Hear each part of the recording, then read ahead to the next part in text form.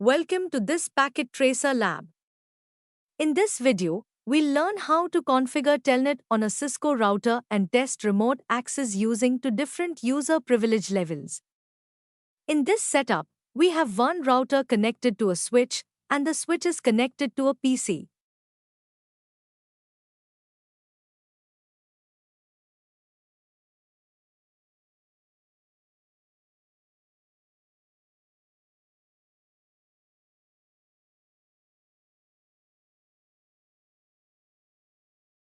Let's start by assigning the IP address, subnet mask, and the default gateway to the PC.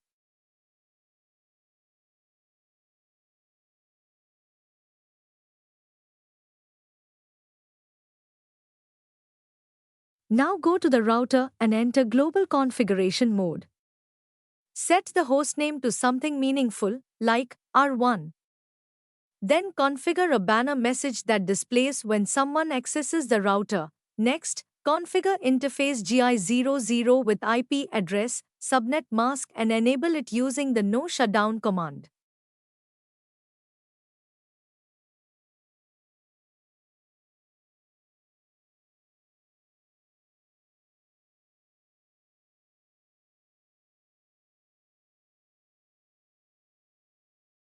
Let's verify connectivity. From the PC, open the command prompt and ping the router's IP address. If you receive replies, the connection between the PC and router is working fine.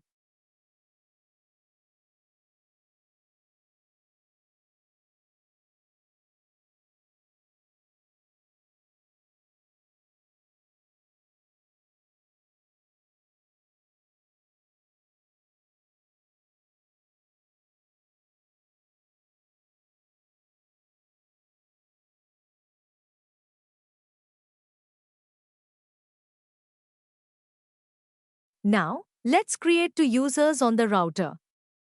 The first user will be admin, assigned privilege level 15, which gives full administrative access. The second user will be user 1, with normal user privileges.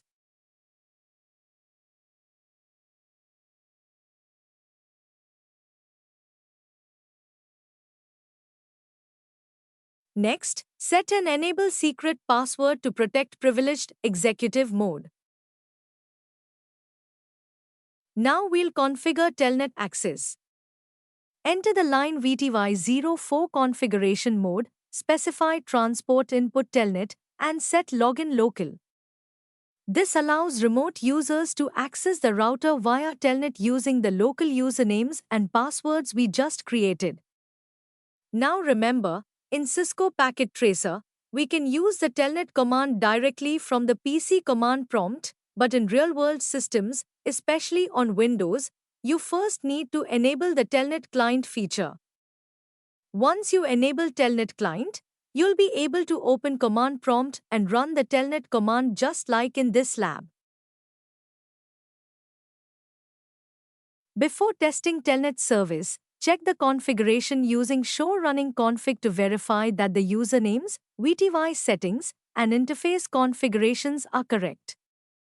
Then, save the configuration to startup config.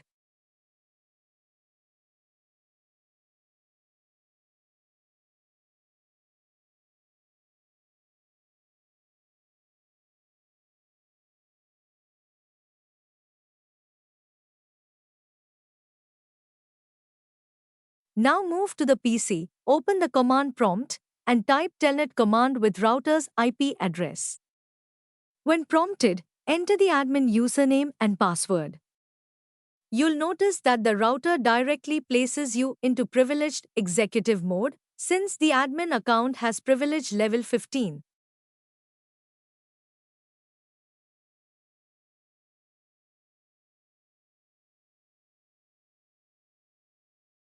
Next, let's try logging in with the user 1 account.